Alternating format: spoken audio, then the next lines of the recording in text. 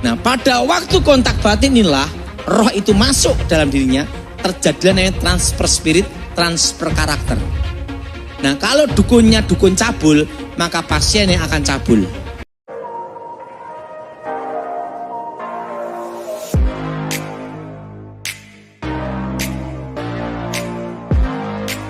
Shalom sahabat John Pregado, senang sekali bisa bertemu kembali dengan sahabat di channel ini. Terima kasih sahabat sudah setia mengikuti channel ini sampai hari ini. Saya berdoa kepada Tuhan, kiranya Tuhanlah yang membalas dan memberkati kita semua. Sahabat, apabila diberkati melalui video-video kami, marilah dengan murah hati share video ini kepada teman-teman yang lain agar mereka juga diberkati seperti kita.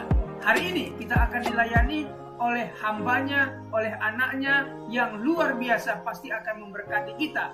Oleh sebab itu, mari kita dengarkan pesan dan persiapkan alat tulis dan kelengkapan lainnya untuk sama-sama mendengarkan pesan penting yang akan dibagikan buat kita. Sebelum kita lanjut, jangan lupa sahabat untuk menekan subscribe dan juga berikan like dan juga share video ini. Terima kasih, mari kita berdoa. Bapa yang baik, kami menyiapkan hati, pikiran kami untuk sama-sama mendengarkan pesan yang penting ini. Berkatilah kami, sehingga kami boleh mengerti, mencatat, membagikan pesan ini kepada teman-teman yang lain. Berkati anakmu, hambamu yang akan membagikan pesan penting. Berkati sahabat John Pregado dimanapun berada. Terima kasih, kami siap mendengarkan pesan penting ini. Demi nama Yesus. Amin. Mari kita buka dulu Alkitab kita. Kitab Yesaya pasal 44 ayat 25 sampai dengan 26. Yesaya 44 ayat 25 hingga 26. Akulah yang meniadakan tanda-tanda peramal, pembohong, dan mempermain-mainkan tukang-tukang tenung yang membuat orang-orang bijaksana mundur ke belakang dan membalikan pengetahuan mereka menjadi kebodohan. Akulah yang menguatkan perkataan hamba-hambaku dan melaksanakan keputusan-keputusan yang diberitakan utusan-utusanku yang berkata tentang Yerusalem, baiklah ia didiami. Dan tentang kota-kota Yehuda, baiklah ia dibangun, aku mau mendirikan kembali reruntuhannya. Alkitab berkata bahwa peramal adalah pembohong. Apa saudara? Peramal apa saudara? Peramal apa? Pembohong. Udah tahu? Sebelum saya bertobat, saya belajar ramalan itu dari kakek nenek saya dan terutama nenek saya. Nenek saya itu adalah seorang peramal yang tidak pernah lepas dan tidak pernah luput kalau dia meramal. Perlu sudah tahu bahwa ramalan pribadi itu pasti tepat.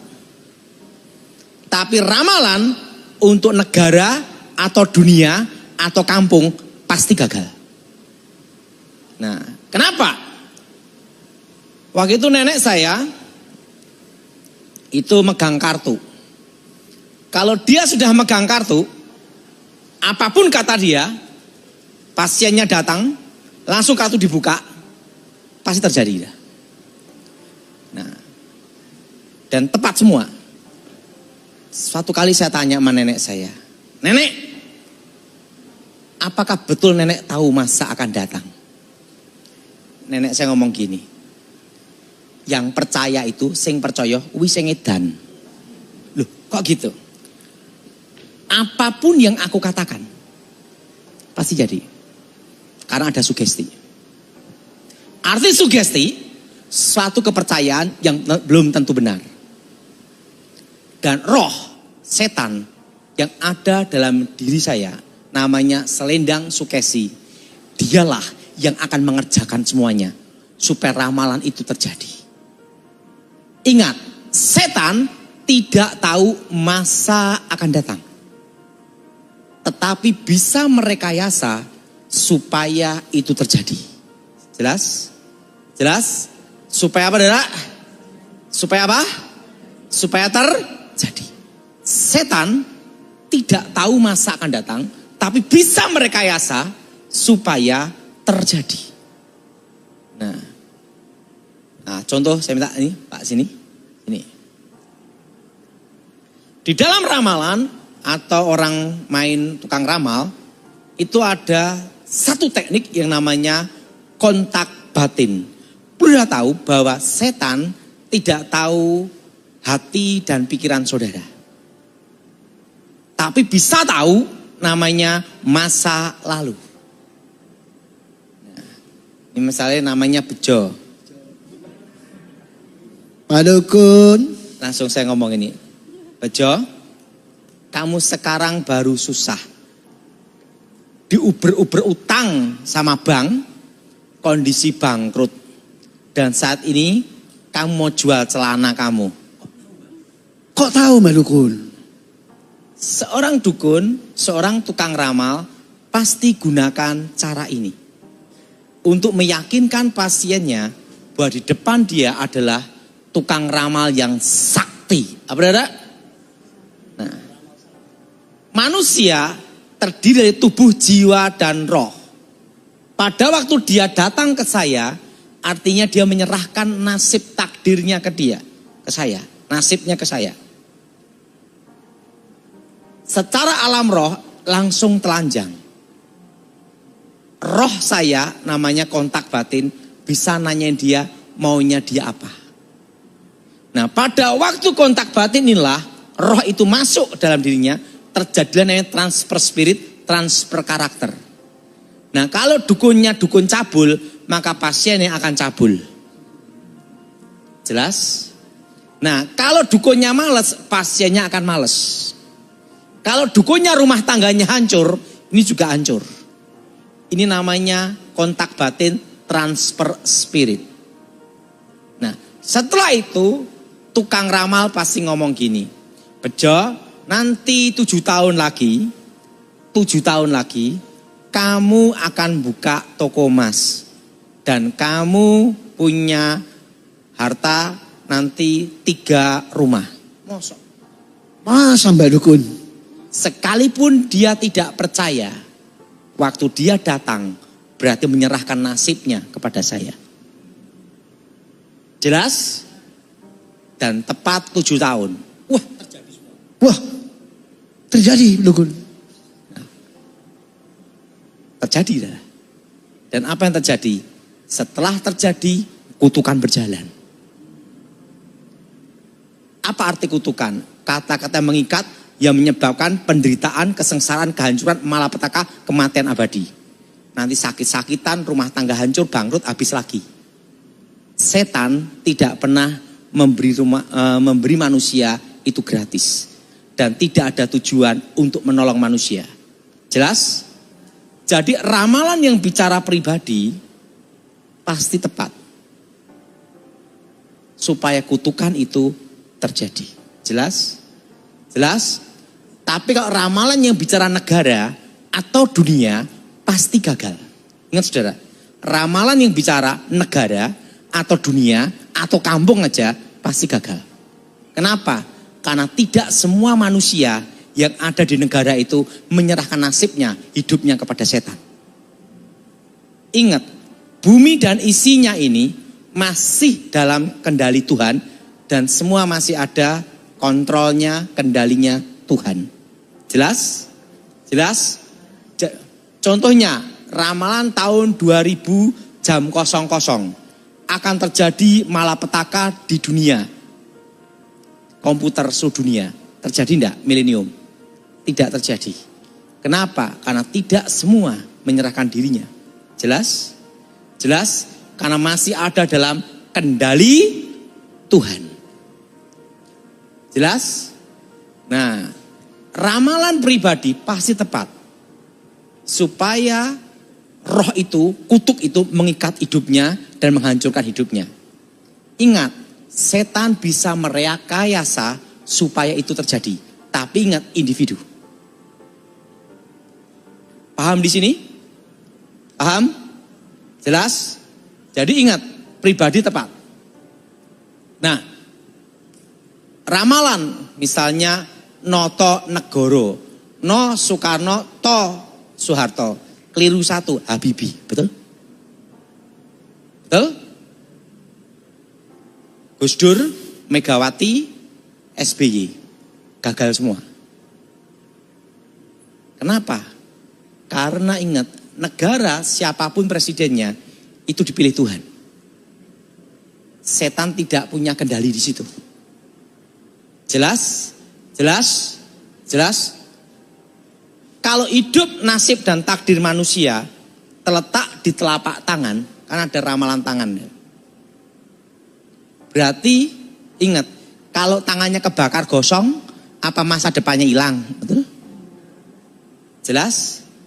Nasib dan takdir bukan terletak ada di tangan. Manusia ada namanya kehendak bebas. Takdir itu pasti terjadi, ada dua takdir itu.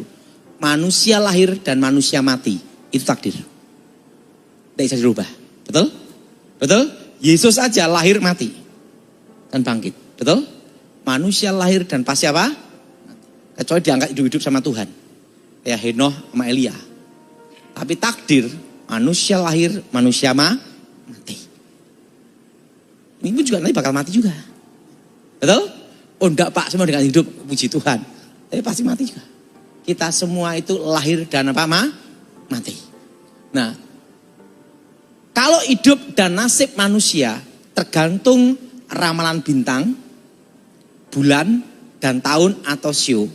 Ingat saudara, yang berkuasa itu Pak Dokter untuk rencana KB, betul? Betul? Betul? Kalau hidup, nasib, dan takdir manusia tergantung weton hari kelahiran, tinggal operasi cesar, betul? Mau weton apa, betul? Nah, ingat saudara, kalau orang mempercayai horoskop, mempercayai ramalan bintang, ingat, ada sugesti.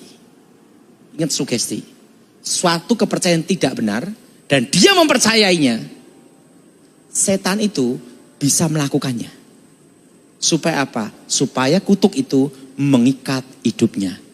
Dan apa yang direncanakan setan adalah kehancuran dan malapetaka.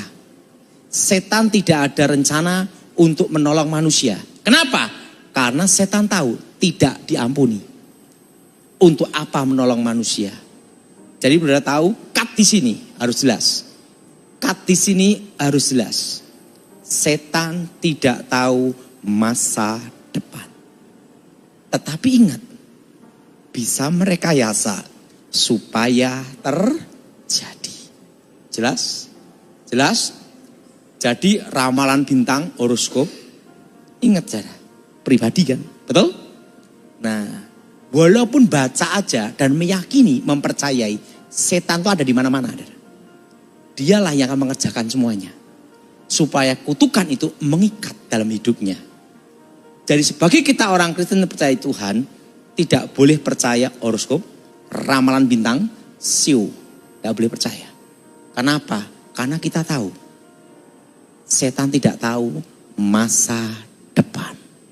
Ngomong sama sebelahnya, setan tidak tahu masa depan. Apa saudara? Setan tidak tahu masa depan. Nah, makanya dalam hidup saya itu satu penting. Hidup ini saudara, tidak usah percaya ramalan. Ingat saudara, nasibmu ditentukan adalah keputusanmu. Jelas? Jelas? Nasibmu ditentukan apa? Keputusanmu.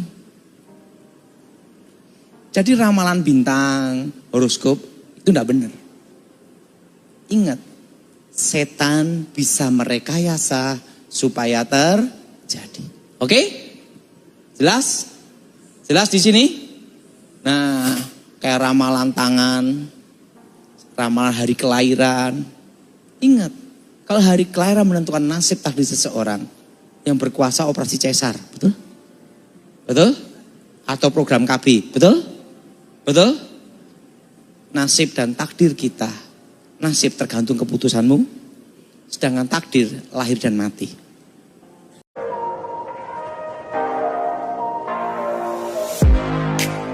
Terima kasih sahabat sudah menyaksikan tayangan kami hari ini. Saya percaya kita pasti diberkati. Apabila kita diberkati dengan tayangan hari ini, marilah kita dengan murah hati share video ini kepada teman-teman kita yang lain, agar mereka juga diberkati. Firman Tuhan mengatakan, diberkati untuk memberkati, sehingga nama Tuhan dipermuliakan dan namanya diagungkan. Sahabat, banyak sekali pelajaran yang kita bisa ambil dari tayangan hari ini.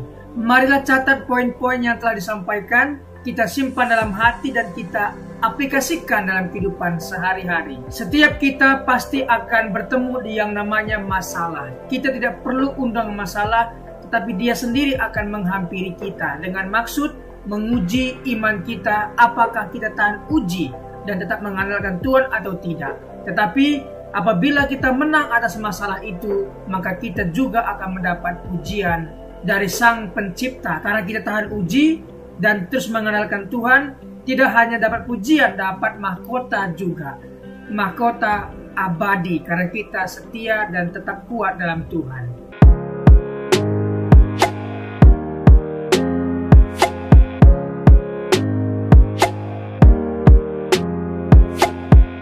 Shalom, dalam kesempatan kali ini kita akan belajar satu tema yang tentu pasti akan memberkati kita, yaitu memilih yang benar.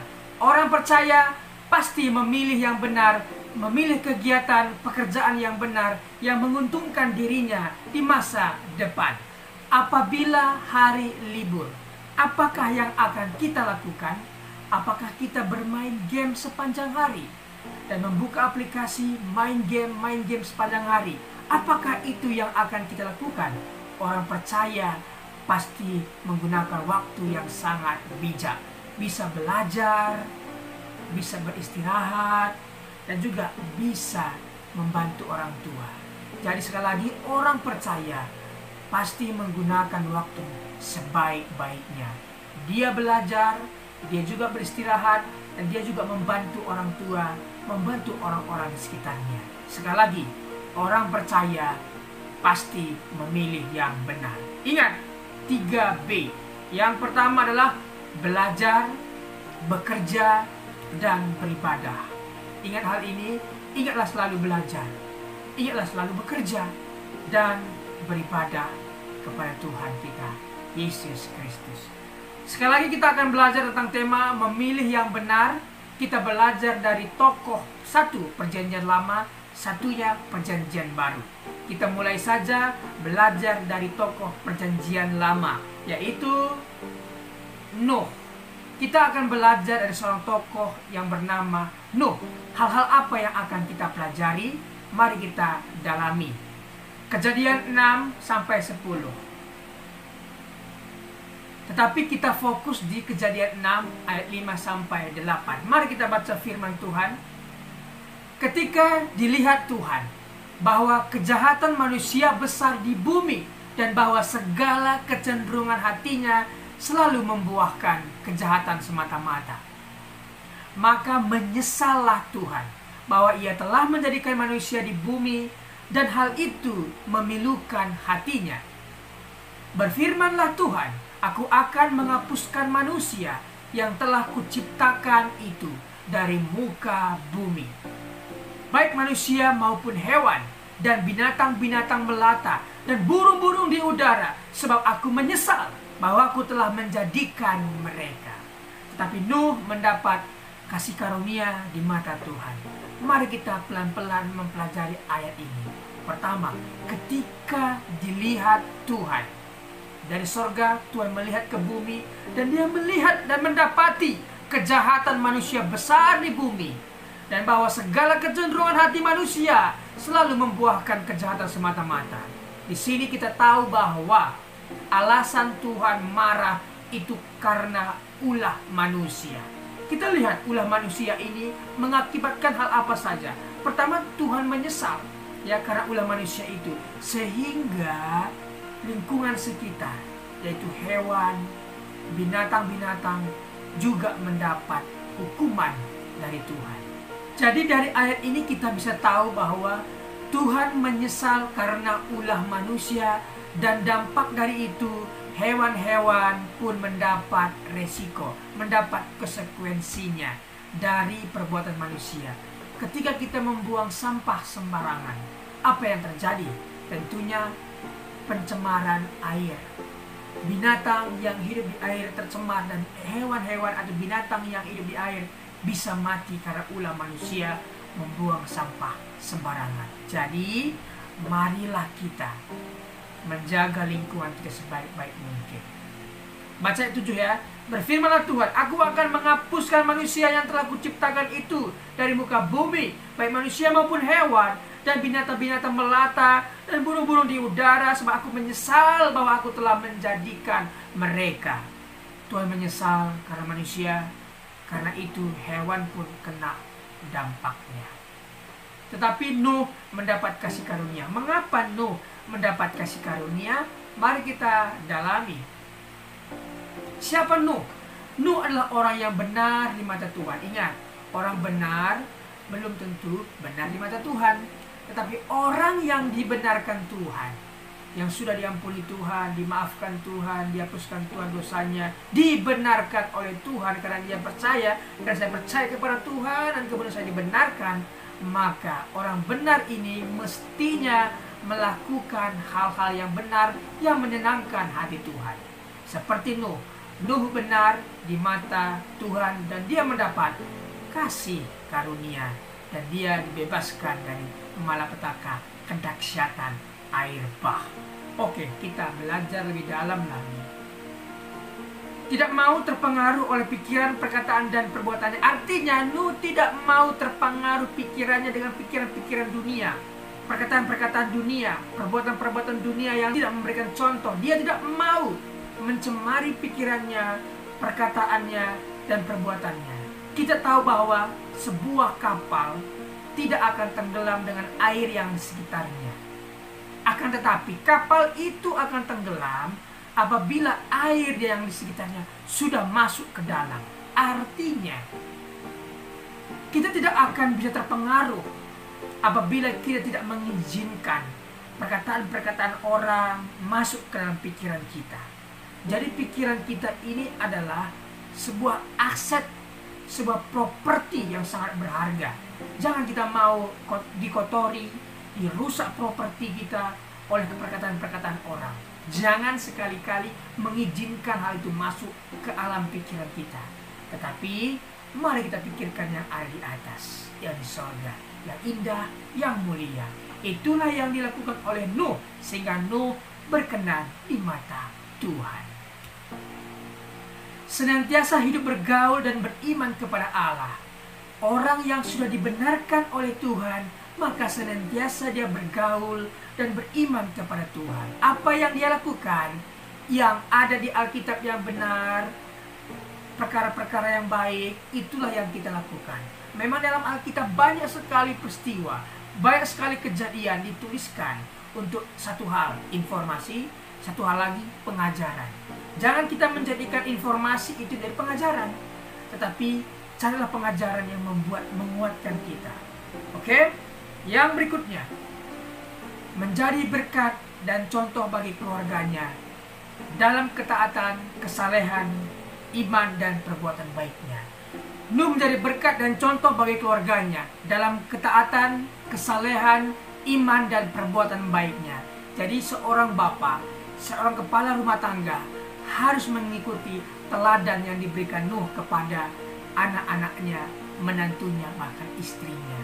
Inilah contoh yang memilih dengan benar. Berikutnya kita belajar dari seorang tokoh di Perjanjian Baru, yaitu Paulus. Hal apa yang akan kita pelajari? Kisah Para Rasul 9 ayat 1-6. Kita akan membaca dalam Kisah Para Rasul 9 ayat 1-2. Sementara itu berkobar-kobar hati Saulus untuk mengancam dan membunuh murid-murid Tuhan. Ia menghadap imam besar dan meminta surat kuasa daripadanya untuk dibawa kepada majelis-majelis Yahudi di Damsyik, supaya jika ia menemukan laki-laki atau perempuan yang mengikuti jalan Tuhan, ia menangkap mereka dan membawa mereka ke Yerusalem. Siapa Paulus? Paulus memiliki doktrin yang begitu keras. Ajarannya menyakiti orang lain adalah salah. Tapi Paulus merasa benar. Ketika dia menyakiti orang lain, ketika dia menangkap pengikut Tuhan dan menjebloskan ke penjara, menganiaya, dia merasa benar akan hal itu. Tetapi sekali lagi, ajaran yang menyakiti orang lain adalah salah. Tuhan tidak pernah mengajarkan, bahkan agama-agama di dunia tidak pernah mengajarkan menyakiti orang lain adalah benar. Tidak, tetapi menyakiti orang lain adalah ajaran yang salah. Orang yang bertemu dengan kebenaran, Yesus, pasti melakukan dan memilih yang benar. Kita lihat, Saulus yang begitu bengis, begitu keras, begitu kejam, ketika bertemu dengan Tuhan Yesus, dia menjadi lunak, dia menjadi bertobat, dan dia menjadi orang yang memilih yang benar. Sekali lagi, orang yang telah bertemu dengan Tuhan Yesus pasti berubah. Jadi sahabat, apabila sahabat punya nenek, kakek, bapak, ibu, apapun itu, bawa mereka dalam doamu, doakan mereka. Ketika mereka bertemu dengan Tuhan, maka mereka akan berubah. Jadi sekali lagi, orang sekeras apapun, sebejat apapun, sebengis apapun, ketika dia bertemu dengan Tuhan, pasti lunak dan mengalami perubahan yang luar biasa. Contohnya adalah Paulus ini. Paulus memilih untuk menjadi pelayan Tuhan. Ketika dia bertemu dengan Tuhan, dia dibutakan dan dia di sana bertobat, berpuasa, kemudian dipulihkan, disembuhkan butanya, dan akhirnya dia memilih menjadi pelayan Tuhan. Memang Tuhan telah memilih dia dan menyiapkan dia menjadi penginjil luar biasa. Paulus menjadi penginjil yang luar biasa. Dari 27 kitab perjanjian baru, 13 diantaranya Pauluslah yang menulis atas ilham yang Tuhan berikan kepadanya. Jadi sahabat, orang yang telah dipilih Tuhan pasti memilih yang benar. Orang yang dibenarkan Tuhan pasti melakukan hal-hal yang benar yang tentunya menyenangkan hati Tuhan. Terima kasih sudah mengikuti pengajaran hari ini. Hari ini kita belajar dari seorang tokoh bernama Nuh dan juga Paulus. Terima kasih. Apabila ada komentar, pendapat yang berbeda dengan apa yang saya sampaikan, boleh tinggalkan komentar di bawah video ini. Terima kasih. Tuhan Yesus memberkati. Mari kita berdoa. Bapa, terima kasih buat kebenaran firman Tuhan, kesaksian hidup bersama Tuhan yang telah dibagikan. Sungguh kami diberkati. Berkatilah para pembicara hari ini. Berkati pendengar setia John Pregador. Terima kasih Tuhan. Demi nama Tuhan Yesus. Amin.